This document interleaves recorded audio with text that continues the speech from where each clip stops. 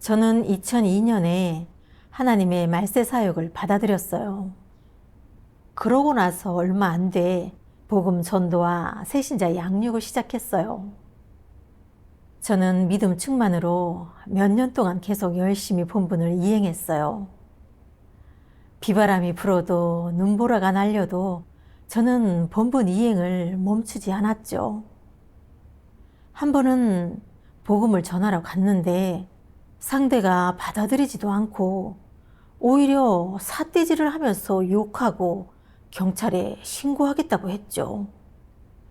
그때 저는 정말 모욕감을 느꼈고 크게 다운되고 약해졌어요.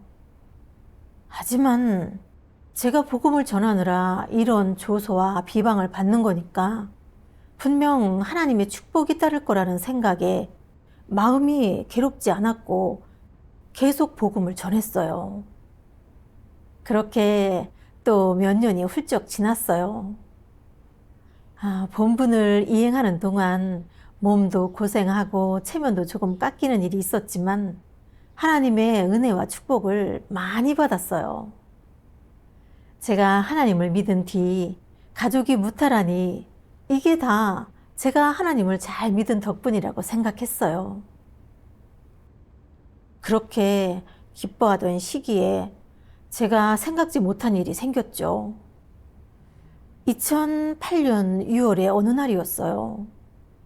양쪽 눈이 갑자기 흐려지면서 뭔가 낀 것 같은 느낌이 들었어요. 그때는 크게 생각하지 않고 그저 상처열로 인해 그런 줄 알고 계속 본분을 이행했어요. 어차피 하나님이 계시니까 겁날 게 없다고 생각했죠. 아파도 본분을 멈출 수는 없으니까 며칠 지나면 괜찮아질 줄 알았어요. 근데 생각과 다르게 상태가 점점 심해지고 뭘 봐도 침침하고 멀리 보면 눈앞이 심하게 부시면서 머리가 어지러웠어요. 그때야 조금 겁이 났죠. 괜히 가만히 있다가 골든타임을 놓쳐서 실명이라도 되면 큰일이란 생각에 얼른 큰 병원에 가서 검사를 받았어요. 병원에선 큰 문제가 아니라고 주사 좀 맞으면 괜찮아질 거라고 했어요. 그제야 조금 안심했죠. 근데 주사를 며칠 맞아도 호전되는 게 안 보이는 거예요. 그러니까 저도 모르게 이러다 실명되면 어쩌지? 하는 걱정이 들었죠. 그래도 한편으로는 내가 지금까지 계속 복음을 전하고 새신자 양육 본분을 이행했으니까 하나님은 내가 버리고 헌신한 걸 봐서라도 절대 눈이 멀게 두지 않으실 거야. 괜히 스스로 겁먹지 말자. 더구나 요즘은 의학도 많이 발달했으니까 이 정도는 잘 고칠 거야 라는 생각이 들었어요. 나중에 남편이랑 시립병원 안과 전문의를 찾아 CT를 찍었는데 황반부종이라고 했어요. 처음 며칠은 수액을 맞으니까 좀 낫는 듯 싶었는데 나중에는 아무 소용이 없었어요. 시력은 갈수록 더 떨어졌고 사람이 누군지 알아보지도 못할 정도로 희미해졌어요.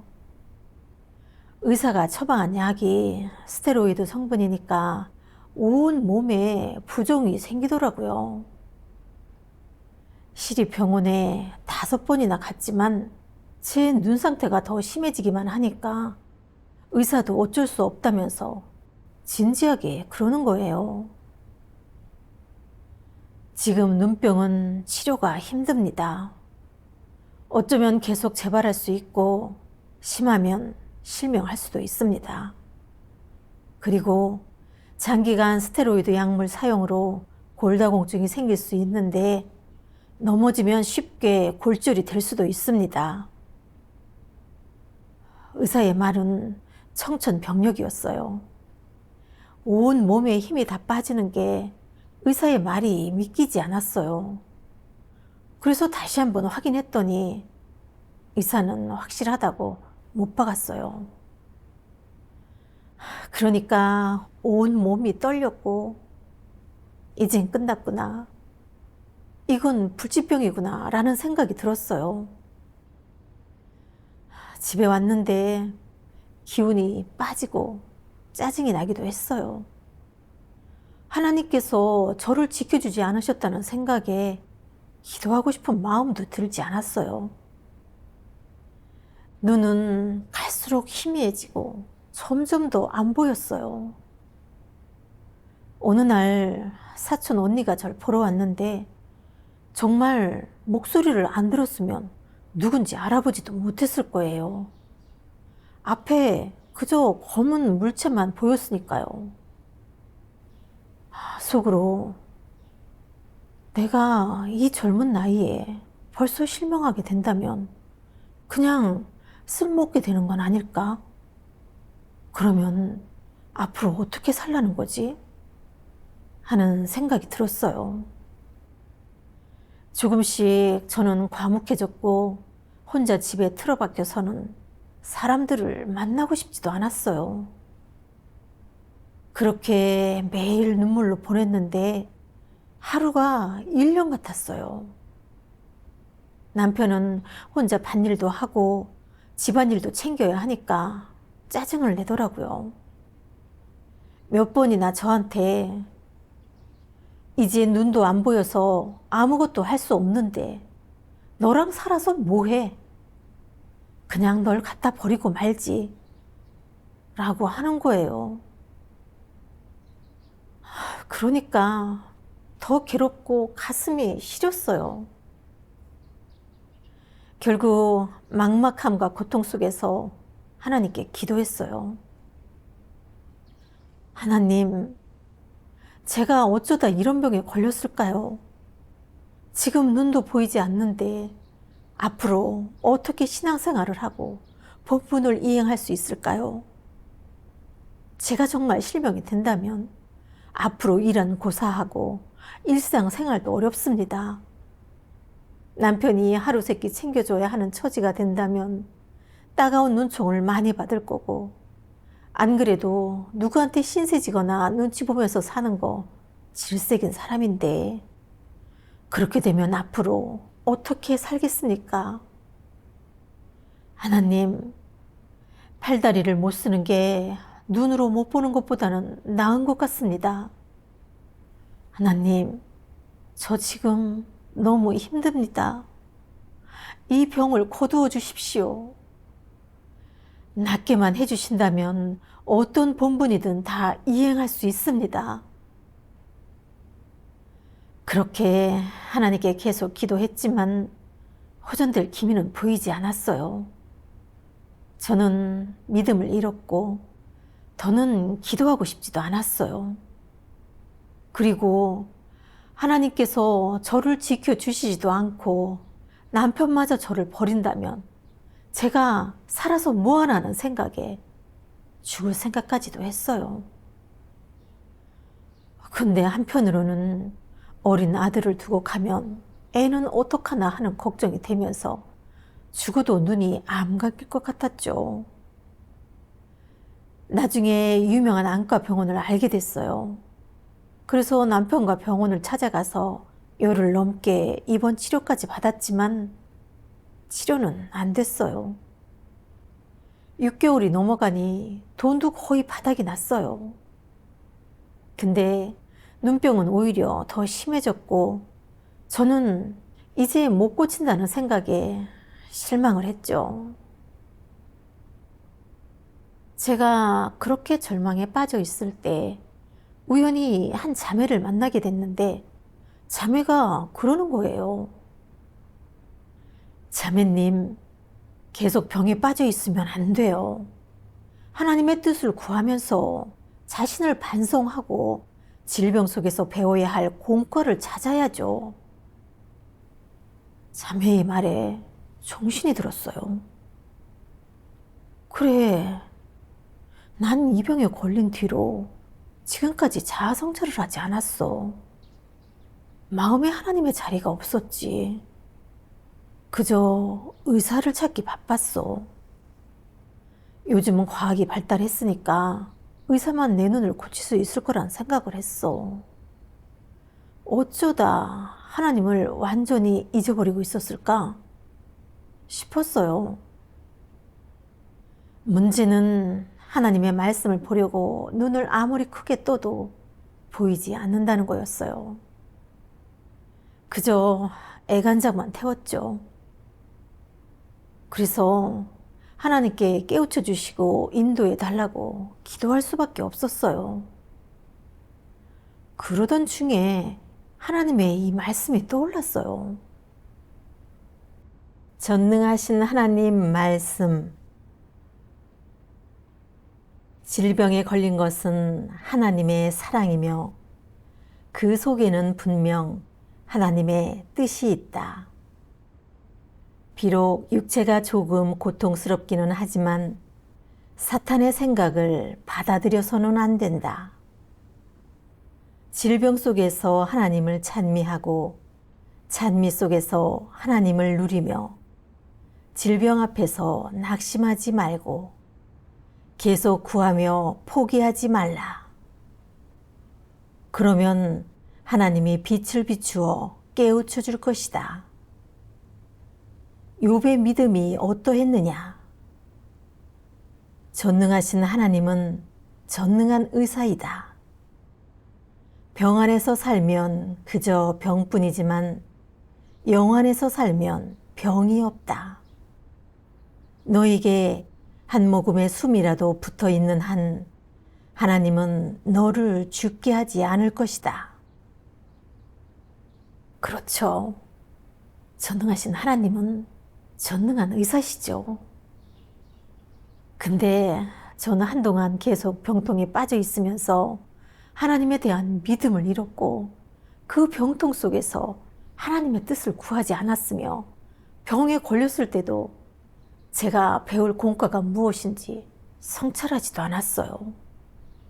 전 정말 무감각한 사람이더라고요. 저의 병도 하나님께 달렸으니까 하나님에 대한 믿음을 잃으면 안 되는 거잖아요.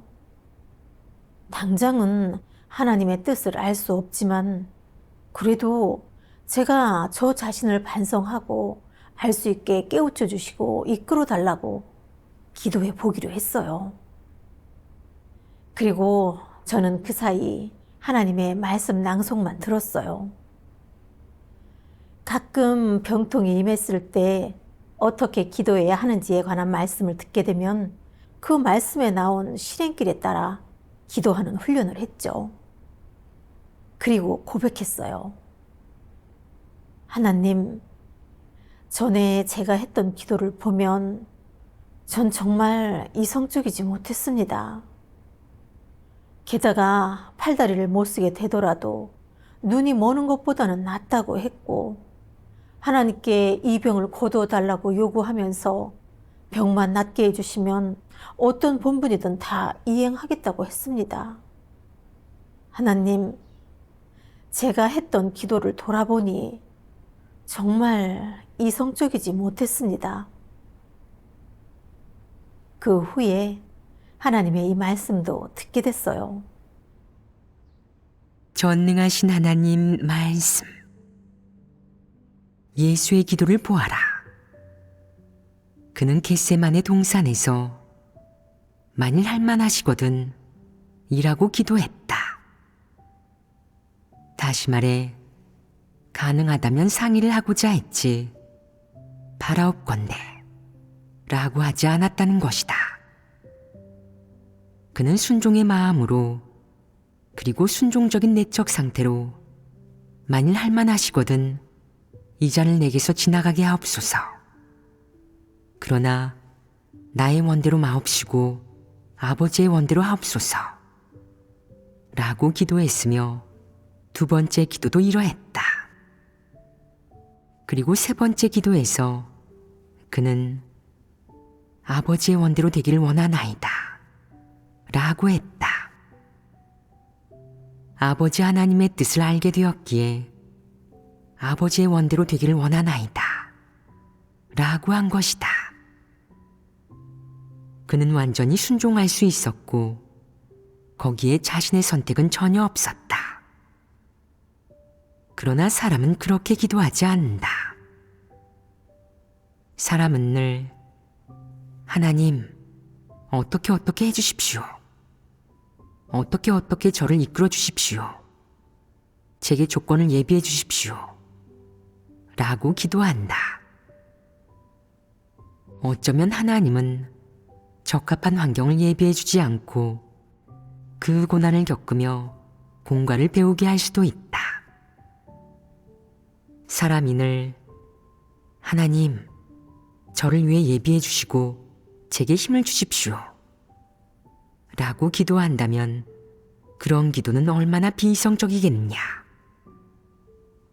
사람이 하나님에게 기도할 때는 반드시 이성이 있어야 하고 순종하는 마음으로 하나님에게 기도해야 하며 어떻게 할 것인지 스스로 규정해서는 안 된다.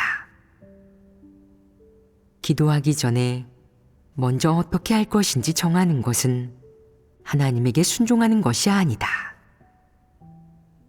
기도할 때는 반드시 순종하는 마음이 있어야 하고 먼저 하나님에게 구해야 한다. 그러면 기도하는 동안 마음이 저절로 환해지고 어떻게 하는 것이 적절한지 알 수 있을 것이다. 기도하기 전에 생각에서 기도한 후에 마음에 생기는 변화까지가 바로 성령 역사의 결과다. 만약 자신이 이미 규정하고 어떻게 할 것인지 확정한 뒤에 하나님에게 기도하며 하나님의 허락을 구하여 하나님을 내 뜻에 따르게 한다면 이런 기도는 너무 이성적이지 못한 것이다. 대부분의 경우 하나님이 사람의 기도에 귀를 기울이지 않는 것은 대부분 어떻게 할 것인지 사람 스스로 먼저 정하고 하나님의 허락을 구하기 때문이다. 하나님은 어떻게 할지 내가 이미 정해놓았는데 구태여 내게 물을 필요가 있느냐? 라고 말한다. 이런 기도에는 하나님을 속이는 뜻이 조금 들어있으므로 기도가 무미건조하다. 하나님의 말씀에서 전 그저 일방적으로 병을 거두어 달라고 요구하는 기도를 했음을 알게 됐어요. 정말 너무 비이성적이었죠. 보잘것없는 피조물이 무슨 자격으로 하나님께 병을 낫게 해달라고 요구할 수 있겠어요.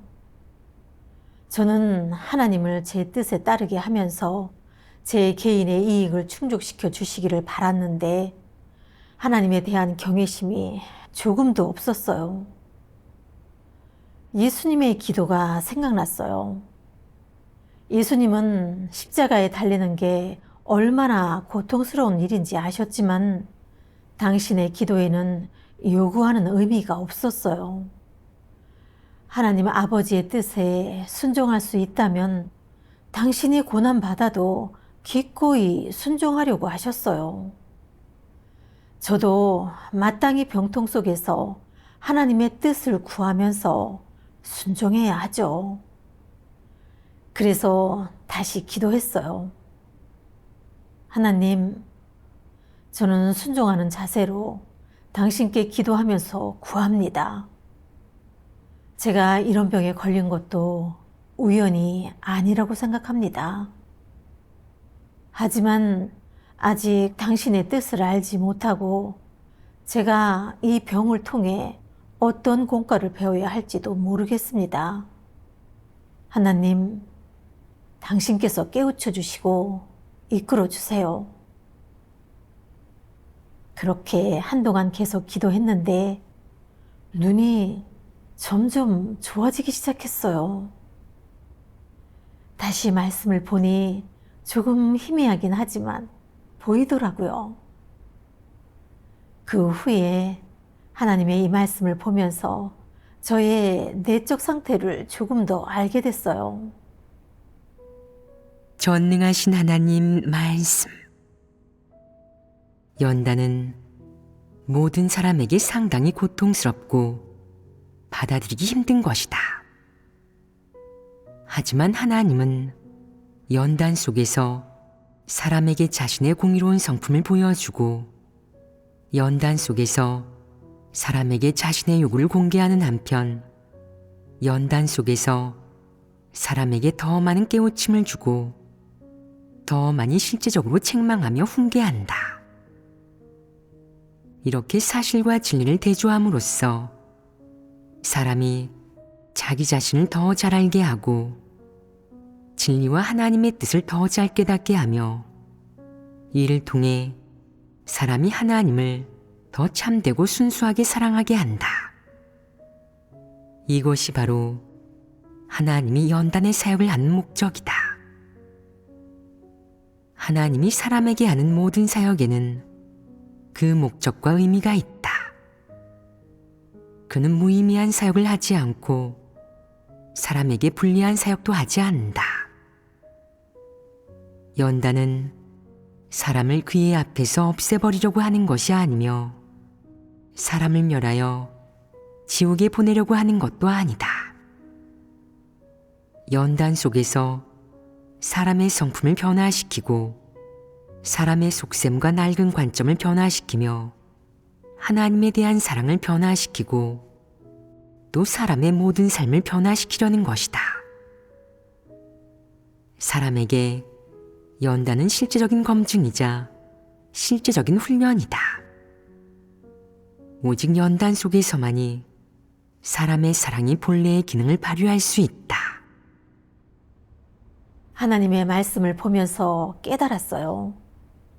하나님은 이 병통의 시련을 통해 하나님을 믿는 속셈과 불순물을 드러내셨는데 그건 사실 저를 정결케 하고 변화시키려고 하셨던 거예요. 그게 하나님의 뜻이더라고요. 지금까지 제가 하나님을 믿어온 과정을 돌아봤는데 저는 여태 고난받고 열심히 대가를 지불하면 하나님께 기억되고 복을 받을 거라고 생각했어요. 또 지금까지 가족들이 무탈하고 집안이 평안했던 것도 제가 하나님을 잘 믿어서 얻게 된 하나님의 보호라고 생각했어요. 그런데 눈이 갑자기 잘 안 보이게 되니 저는 하나님께 고쳐달라고 기도했는데 하나님께서 제 요구대로 해주지 않으시자 저는 하나님에 대한 믿음을 잃어버렸어요. 그러고는 첨단 과학의 힘을 믿으면서 의사한테 의존했어요. 근데 의사가 아무것도 하지 못하게 되자 저는 일락천장으로 추락했고 죽음까지 생각했어요.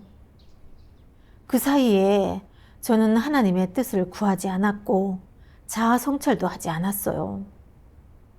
지금 보니까 제가 하나님을 믿고 본분을 이행하는 것에는 속셈과 불순물이 있었더라고요. 그건 하나님을 이용하고 기만하는 거고 하나님과 거래를 하는 거였어요. 정말 하나님께 감사했어요. 이런 병통으로 제가 드러나지 않았으면 저 자신을 몰랐을 거예요. 그 후에 하나님의 말씀 몇 단락을 더 보게 되면서 제 문제가 뭔지 더 정확하게 알게 됐어요. 전능하신 하나님 말씀. 너는 하나님을 믿은 뒤 평안만 얻고자 한다. 자식에게 병이 없고 남편에게 좋은 직업이 있고 아들이 좋은 배우자를 찾고 딸이 좋은 남자와 결혼하고 너의 엄마가 밭가리를 잘하고 한 해의 농사가 잘 되길 바란다. 내가 추구하는 것들은 이런 것들이다. 너는 오직 편안하게 살기만을 바라고 너의 집에 나쁜 일이 생기지 않길 바라며 바람이 불어도 내 몸에는 불지 않고 모래가 날려도 내 얼굴은 때리지 않으며 홍수가 나도 내 집의 곡식은 잠기지 않고 모든 재난이 너와 무관하길 바란다. 하나님의 품속에서 살고 안락한 보금자리에서 생활하기를 바라는 것이다. 너처럼 육적인 것만 추구하는 못난 놈에게 마음이 있다고 할 수 있겠냐? 영이 있다고 할 수 있겠냐? 너는 짐승 아니겠냐? 아무 대가도 없이 참도를 내게 베풀어 주었는데 너는 추구하지 않는다. 너는 하나님을 믿는 사람이 맞냐? 진정한 인생을 베풀어 주었는데 추구하지 않는다. 그럼 너는 개돼지 따위가 아니겠냐? 돼지는 인생을 추구하지 않고 깨끗함을 바라지도 않으며 인생이 무엇인지 모른 채 날마다 배불리 먹고 굴굴 잠만 잔다. 참도를 베풀어 주었건만 너는 아무것도 얻지 못했다. 그런 돼지 같은 삶을 계속하고 싶으냐? 그런 사람이라면 살아가는 것이 무슨 의미가 있겠냐? 비루하고 저속하며 더럽고 음란하게 살면서 추구하는 목표가 하나도 없으니 너의 일생은 가장 비천한 일생 아니겠냐? 무슨 낯으로 하나님을 뵙겠냐? 계속 그렇게 체험한다면 아무것도 얻지 못하는 것 아니겠냐? 내게 참도를 베풀어 주었지만 결과적으로 내가 얻을 수 있을지 없을지는 너 자신의 추구에 달려 있다. 폐괴된 인류는 모두 자기 자신을 위해 산다. 사람은 자기만을 위해 살아야 한다. 라는 말은 사람의 본성을 한마디로 요약하고 있다. 사람이 하나님을 믿는 것은 다 자신을 위해서이고 하나님을 위해 버리고 헌신하는 것도 자신이 복을 받기 위해서이며 하나님께 충성하는 것 또한 자신이 상을 받기 위해서이다. 결론적으로 전부 자신이 복을 받거나 상을 받고 천국에 가기 위한 것이다. 세상에서 일을 하는 것은 다 자신이 이익을 얻기 위해서고 하나님 집에서 본분을 이행하는 것은 자신이 복을 받기 위해서이다. 복을 받기 위해 모든 것을 버리고 많은 고통을 감내하는 것이다. 이는 모두 사람에게 사탄 본성이 있음을 가장 잘 입증한다. 하나님께서 폭로하신 것이 다 사실이더라고요. 저는 하나님을 믿으면서 가족이 평온하고 무탈하기만을 추구했고 그게 하나님을 믿는 이유라고 생각했어요. 저는 사람은 자기만을 위해 살아야 한다. 이익이 없이 움직이지 않는다. 라는 사탄의 독소에 따라 살았던 거예요. 제가 하나님을 믿었던 건 오직 제 평안과 축복을 위한 거였고 버리고 헌신하면서 본분을 이행했던 건 그걸로 천국의 복과 바꾸려고 했던 거예요. 모든 게 다 저의 이득을 위해 움직였던 거예요. 그리고 제가 하나님을 믿으면서 축복을 보게 되고 집에 모든 게 무탈한 걸 경험했을 때 저는 하나님을 위해 버리고 헌신할 수 있었어요. 그러면서도 저는 하나님께 충성을 바치고 진심으로 하나님을 믿고 진리를 사랑하는 사람이라고 생각했어요. 근데 제가 병에 걸리고 나서 하나님께 기도해도 병이 낫지 않으니 저는 하나님을 멀리했고 하나님께 의지하거나 기도하지 않았어요. 사실 눈이 잘 보이지 않아도 말씀 낭송은 충분히 들을 수 있잖아요. 근데 저는 시간을 내서 쿨쿨 자더라도 하나님의 말씀을 들으려고 하지 않았어요. 마음을 완전히 닫고 하나님을 가까이 하지 않았어요. 제가 하나님을 믿는 행태는 배를 불리려고 떡을 구하는 종교인들과 다를 게 없더라고요. 종교인들이 하나님을 믿는 이유는 평안과 좋은 걸 얻기 위해서잖아요. 1년 4계절 순조롭고 온 가족이 무탈하길 바라는 거죠.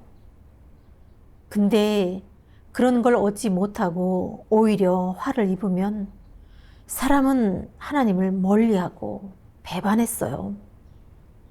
저도 그렇게 이기적이고 비열한 인간이었고 양심도 이성도 전혀 없었어요. 하나님께서 많은 진리를 주셨는데도 저는 추구하지 않았고 정결케 되고 변화되려고 추구하지도 않았어요. 그럼 저도 개돼지와 다를 게 없는 거잖아요.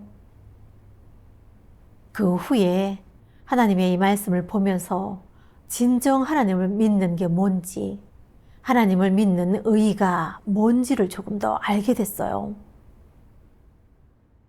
전능하신 하나님 말씀.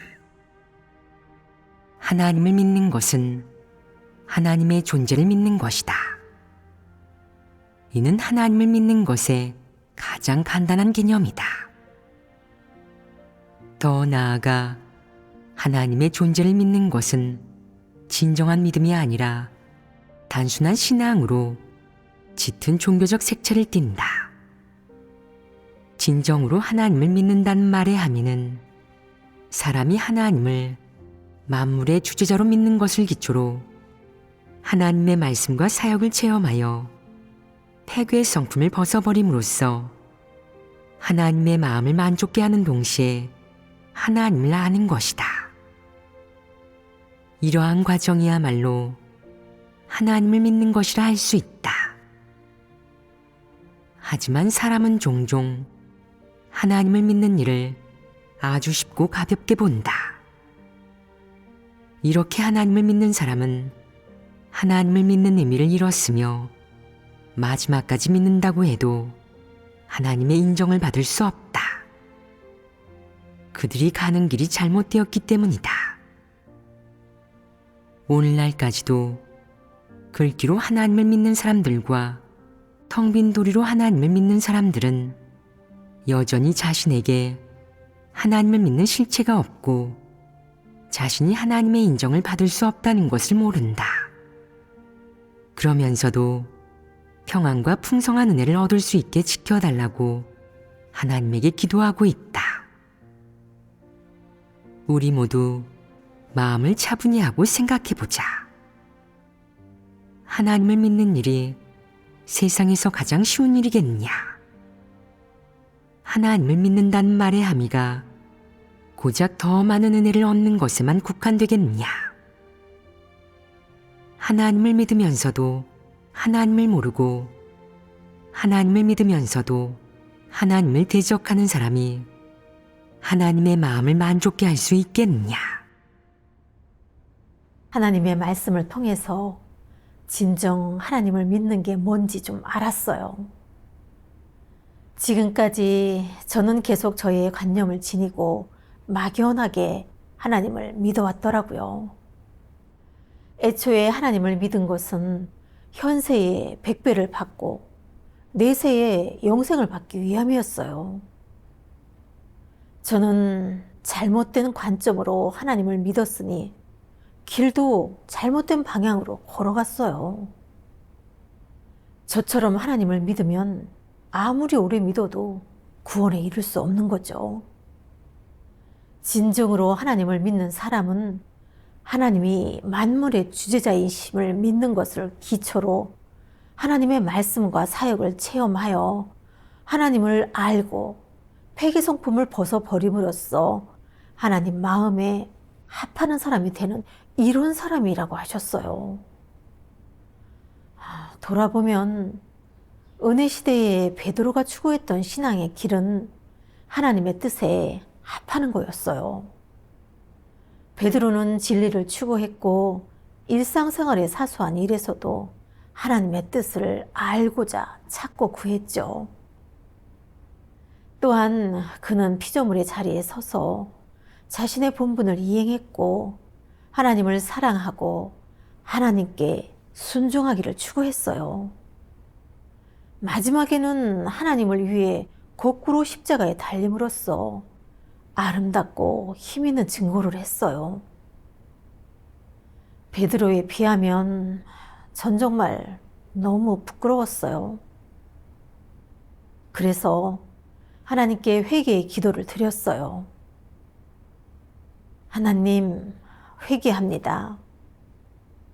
남은 시간 진리를 잘 추구하면서 본분을 이행하는 과정에서 당신의 뜻을 구하고 자아 반성에 들어가고 저의 생명 진입을 중시하겠습니다. 저는 이번에 눈병을 앓게 돼서야 제가 하나님을 믿는 관점과 제가 가는 길에 대해 성찰하고 인식하게 됐어요. 그리고 제가 공과를 조금 배우게 됐을 때 눈도 거의 치료가 됐어요. 이제는 10년이 지났지만 눈병이 재발하지 않았어요. 자칫 실명할 뻔했고 질병의 고통을 좀 겪었지만 그 일을 경험한 후에 하나님의 고심을 알게 됐고 사탄에 의해 폐괴된 제 본 모습을 보게 됐어요. 또 하나님이 사람을 구원하시는 사역 방식과 고심에 대해 실질적으로 인식하게 됐어요. 이런 건 편한 상황에서 얻을 수 없는 거잖아요. 하나님의 구원에 감사드려요.